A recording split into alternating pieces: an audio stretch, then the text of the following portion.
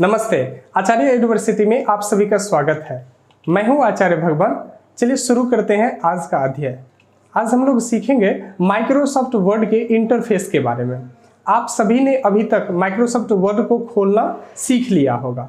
अगर आप लोग पहले से वीडियो नहीं देखे हैं तो आई बटन में आपको लिंक मिल जाएगा, आप वहां से जा करके आप देख सकते हैं अपने माइक्रोसॉफ्ट वर्ड को कैसे ओपन कर सकते हैं। आइए, जब आप ओपन कर लेंगे तो आपको इंटरफेस मिलेगा। मैं फिर से एक बार बता देता हूं आप ओपन कैसे करेंगे। आप स्टार्ट के सर्चिंग बॉक्स में जाएंगे, वहां पर टाइप करेंगे WORD। जैसे ही आप WORD लिखेंगे वैसे ही आपका माइक्रोसॉफ्ट वर्ड का इंटरफेस ओपन हो जाएगा। आप ब्लैंक डॉक्यूमेंट के साथ आप ऐसे देख सकते हैं आप इंटरफेस को, आपके सामने ऐसे ही इंटरफेस खुलेगा। आइए इस इंटरफेस को हम लोग बारी बारी से जानते हैं। इसमें सबसे अलग अलग जगह क्या क्या हो सकते हैं। जैसे आप इस इंटरफेस की बात कर रहे हैं, यहाँ पर सबसे ऊपर वाली जो पट्टी होगी उसे हम लोग टाइटल बार कहेंगे, सबसे ऊपरी वाली पट्टी। इस टाइटल बार पे कुछ अलग अलग आपको टूल्स मिलेगा। जैसे सबसे पहला मिलेगा आपको क्विक एक्सेस टूल बार। इस क्विक एक्सेस टूल बार के अंदर में वैसे टूल्स होते हैं जिसका उपयोग आप ज़्यादातर करते हैं अपने डॉक्यूमेंट को बनाने के लिए।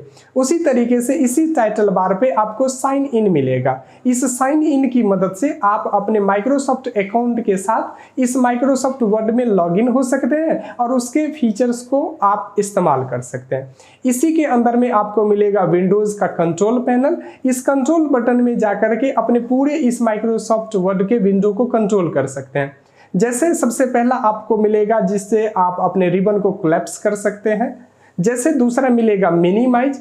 तीसरा मिलेगा आपको मैक्सिमाइज और रीस्टोर। जब आपका पेज पूरा फुल स्क्रीन में रहेगा तो बीच वाले ऑप्शन से आप उसे क्या कर सकते हैं, तो छोटे स्क्रीन में कर सकते हैं जिसको हम लोग रीस्टोर कहते हैं। और फिर अगर छोटा स्क्रीन आपके पास है तो आप उसे बड़ा कर सकते हैं जिसको मैक्सिमाइज कहते हैं। और लास्ट वाला आपको क्रॉस का निशान मिल रहा है जिसे हम लोग क्लोज का नाम देते हैं। उसी तरीके से आप बाएं तरफ आएंगे तो आपको फाइल मिलेगा। इस फाइल के अंदर में बेसिक फाइल मैनेजमेंट से रिलेटेड अलग अलग ऑप्शंस होते हैं, अलग अलग टूल्स होते हैं। हम इसको डीप में सीखेंगे आगे। अब जब आप जाएंगे तो आपको मिलेगा होम, इंसर्ट, डिजाइन। ये सबको हम लोग टैब का नाम देते हैं। इसी तरीके से हर टैब पे क्लिक करते ही आपके पास एक रिबन नजर आएगा और उस रिबन के अंदर में आपको ग्रुप नजर आएगा। एग्जांपल के लिए मैं होम टैब पे क्लिक करूंगा तो आपके पास कुछ ग्रुप्स अपीयर होंगे, जैसे क्लिपबोर्ड, जैसे फॉन्ट, पैराग्राफ, स्टाइल, एडिटिंग, और मैंने अपने कामों के लिए 2-3 टैब और जोड़ रखे हैं। उसी तरीके से हर ग्रुप के अंदर में कुछ टूल्स होंगे जिसे हम लोग कमांड्स का नाम देते हैं। एग्जांपल के लिए मैं होम टैब के पहले ग्रुप की बात करूं, क्लिपबोर्ड, तो उसके अंदर में कुछ टूल्स, कुछ कमांड है। जैसे आपको पेस्ट नजर आ रहा है, पेस्ट के बाद कट, कॉपी, फॉर्मेट पेंटर, ये सब सारे के सारे कमांड्स या टूल के उदाहरण हैं।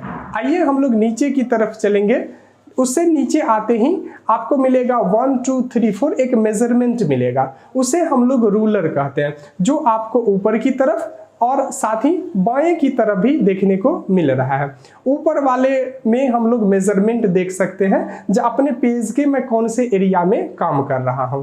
ये आप इनेबल और डिसेबल कहां से कर सकते हैं, तो व्यू टैब के अंदर में आपको मिलेगा ये रूलर। उस पर ट्रिक करते ही आपको रूलर इनेबल और डिसेबल हो जाएगा। आगे बात करें तो आपको मिल रहा है स्क्रॉल बार। अगर आपका डॉक्यूमेंट ज़्यादा बड़ा है तो आप ऊपर से नीचे या बाएं से दाएं की ओर खिसका सकते हैं। इसे हम लोग स्क्रॉल बार कहते हैं। आगे मिलता है आपको सबसे निचले वाली पट्टी जिसे हम लोग स्टेटस बार का नाम देते हैं। इस स्टेटस बार में कुछ ऑप्शंस हैं, जैसे मैं एक एक करके देखता हूं। सबसे पहले आपको नजर आ रहे हैं पेज लाइंस। आप इस माइक्रोसॉफ्ट वर्ड डॉक्यूमेंट के अंदर में जितने पेज लिए होंगे वो पेज नजर आएगी। मेरे पास एग्जांपल के लिए पेज 1 नजर आ रहा है क्योंकि मेरे पास अभी एक पेज है। दूसरे आपको नजर आ रहे हैं लाइन, और लाइन में पहला लाइन में मेरा कर्सर है तो इसलिए मेरा कर्सर में कितना लाइन बता रहा है, सिर्फ एक। आप ज्यादा लाइनें लिखेंगे तो 4 या 5 जैसे ही लाइनें लिखेंगे अपने माइक्रोसॉफ्ट वर्ड डॉक्यूमेंट में तो वहां पर 5 नजर आएगी। जितना आप वर्ड लिखेंगे उसके बाद आपको वर्ड काउंट नजर आएगा। आप जिस भी भाषा में लिख रहे हैं, जैसे इंग्लिश के यूनाइटेड स्टेट के अंदर में या किसी और भाषा में, तो वो आपको लैंग्वेज नजर आएगा। फिर आगे बात करिए तो आप एक्सेसिबिलिटी क्या क्या क्या है इसके अंदर में वो चीज़ें नज़र आएगी। यहाँ पर आप राइट क्लिक करके इस स्टेटस बार पे सारे के सारे अलग अलग टूल्स को भी देख सकते हैं। और आगे की ओर आएंगे तो आपको लेआउट और व्यू मिलेगा। जो आप प्रिंट लेआउट में काम कर रहे हैं, वेब लेआउट में काम कर रहे हैं, ये सब सारा का सारा आपको इस लेआउट ऑप्शन की मदद से देखने को मिल सकता है। आगे आएंगे तो आपको जूम मिलेगा, जिसमें जूम इन अपने पेज को बड़ा करना जिसको जूम इन कहते हैं, अपने पेज को छोटा करना जिसको जूम आउट कहते हैं। इसकी मदद से आप अपने पूरे पेज को भी जूम इन या जूम आउट कर सकते हैं। मुझे लगता है ये सारी की सारी जानकारियां आपको अभी तक बहुत ही रोमांचित कर रही होगी। इसी तरीके से आप माइक्रोसॉफ्ट वर्ड के पूरे ओवरव्यू में शामिल होकर के और अपना काम आसान कर सकते हैं। आइए अब इस प्रक्रिया को आगे बढ़ाते हैं और अब हम सीखेंगे माइक्रोसॉफ्ट वर्ड के अंदर में फाइल मेनू के बारे में। जब फाइल मेनू की बात करें तो फाइल मेनू पे क्लिक करते हैं, सबसे पहले आपको होम आएगा जिसमें बेसिक आपको डॉक्यूमेंट बेसिक टेम्पलेट्स नजर आएंगे। उसके नीचे आपको नजर आने वाला है न्यू, ओपन। तो आइए बारी बारी से एक एक करके हम जानकारी लेते हैं। जब आप न्यू पे क्लिक कीजिएगा तो न्यू पे क्लिक करते ही आपके पास पहले से आएगा एक ब्लैंक डॉक्यूमेंट और फिर उसके बगल में आपको देखने को मिलता है जो पहले से जो एग्जिस्टिंग टेम्पलेट है आपके वो लिस्ट नजर आ रहे हैं। सबसे नीचे वाले पट्टी की ओर आप जाएंगे तो आपको एक ग्रुप नजर आएगा जिसके अंदर में आपको अलग अलग जैसे बिजनेस, फ्लेयर, रिज्यूम अलग अलग कैटेगरी नजर आ रही है। आपके कंप्यूटर में अगर इंटरनेट कनेक्शन है तो आप इस गेटवे पे क्लिक करके और अपना काम उससे रिलेटेड टेम्पलेट को देख सकते हैं। आगे आपको नजर आ रहा है ओपन। अगर आप पहले से अपने डॉक्यूमेंट को सेव कर चुके हैं, अगर दोबारा उस पर काम करना चाहते हैं तो आपको क्या मिलेगा, तो आपको मिलेगा ओपन। ओपन पे क्लिक करते ही कुछ नाम आपके पास नजर आ रहे हैं, जैसे आपको मिलेगा वन ड्राइव जो गूगल अकाउंट जो माइक्रोसॉफ्ट अकाउंट में लॉगिन करने के बाद मिलता है। फिर मिलता है आप अपने कंप्यूटर में दिस पीसी से खोज सकते हैं, और अगर वेब पे कहीं पर जगह है तो वहां पे, या आप अपने ब्राउज करके कहीं से अपने फाइल को ले आ सकते हैं। साथ ही इसी में रिसेंटली फाइल के भी नाम आएंगे, आप देख सकते हैं। जैसे मैंने हाल ही में 2-3 अलग अलग डॉक्यूमेंट पे काम किया है तो उसकी आपके पास रिसेंट में नाम भी नजर आ रहे हैं, जैसे अनलॉकिंग ह्यूमन कैपिटल्स के बारे में, उसी तरीके से मॉड्यूल 1 का जो अकाउंट्स के नोट्स थे उसके बारे में। इसी तरीके से आप एग्जिस्टिंग डॉक्यूमेंट को एक क्लिक से भी खोल सकते हैं या ब्राउज करके भी खोल सकते हैं। आगे बात करें तो मुझे मिलता है गेट एड इन्स। इसका इस्तेमाल हम लोग अपने इस अपडेटेड वर्जन के अंदर में कर सकते हैं। जैसे ही आप गेट एड इन्स पे क्लिक कीजिएगा आपको ऐसा बॉक्स मिलेगा। इसके अंदर में आप टाइप करेंगे वो चीज़ें जो आप अपने माइक्रोसॉफ्ट वर्ड के साथ इंटीग्रेट करना चाहते हैं। जैसे एग्जांपल के लिए आपके तीसरे नंबर पे आ रहा है विकिपीडिया, तो आप इस विकिपीडिया पे ऐड पे क्लिक करते ही इसके एक्सटेंशन जैसे ऐड होते हैं, उसी तरीके से आप इस गेट एड इन्स का उपयोग करके आप इसमें ऐड कर सकते हैं। फिर मुझे मिलता है इन्फो। इन्फो का मतलब इंफॉर्मेशन। आप जिस डॉक्यूमेंट पे काम कर रहे हैं उससे रिलेटेड इंफॉर्मेशन दिखाएगा, उसके अंदर में कितने पेजेस हैं, कितने साइज के हैं, क्या उस डॉक्यूमेंट में प्रोटेक्शन लगा हुआ है, और भी सारी की सारी चीज़ें आप इंफॉर्मेशन में देख सकते हैं। आगे मिलता है मुझे सेव और सेव एज। जब आप डॉक्यूमेंट पे काम कर रहे हैं और पहला बार काम करेंगे तो आपको क्या देखने को मिलेगा, तो सेव देखने को मिलेगा।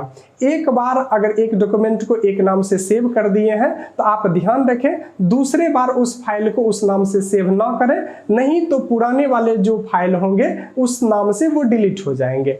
आप जब कभी भी सेव या सेव एज करेंगे तो आपको जो ट्रांसफर किया जाएगा वो सेव एज वाले ही विंडो पे, इस विंडो पे, और यहाँ पर आप अपना मनचाहा लोकेशन और फाइल नेम चूज करके वहां पर टाइप करेंगे और फिर नीचे में सेव करेंगे। जैसे ही आप सेव करेंगे तो आपके जो टाइटल होंगे उस टाइटल बार पे डॉक्यूमेंट 1 जो पहले था उसमें आपका नाम आ जाएगा जिस नाम से आप फाइल को सेव किए हैं। अगर आप एक ही फाइल को अलग अलग नामों से सेव करना चाहते हैं तो सेव एज की मदद से आप वो कर सकते हैं।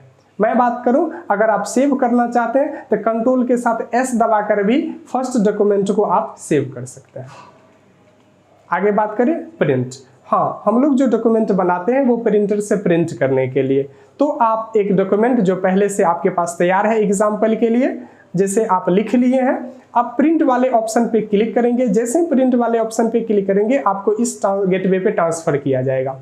जिसमें लिखा होगा आप कितने कॉपीज प्रिंट करना चाहते हैं, कौन से प्रिंटर से प्रिंट करना चाहते हैं, कितने पेजेस प्रिंट करना चाहते हैं। ये सब सारी की सारी जानकारियां आप अपने इस विंडो पे सेट करके, और ऊपर में सबसे पहला ऑप्शन नजर आ रहा है प्रिंट। प्रिंट करते ही आपका डॉक्यूमेंट आपके प्रिंटर से प्रिंट होकर के निकल जाएगा। लेकिन ध्यान रखें, आपके प्रिंटर के जो सॉफ्टवेयर है वो आपके कंप्यूटर में इंस्टॉल होने चाहिए, तभी आपके पास यहाँ पर प्रिंटर के लिस्ट में नाम आएगा।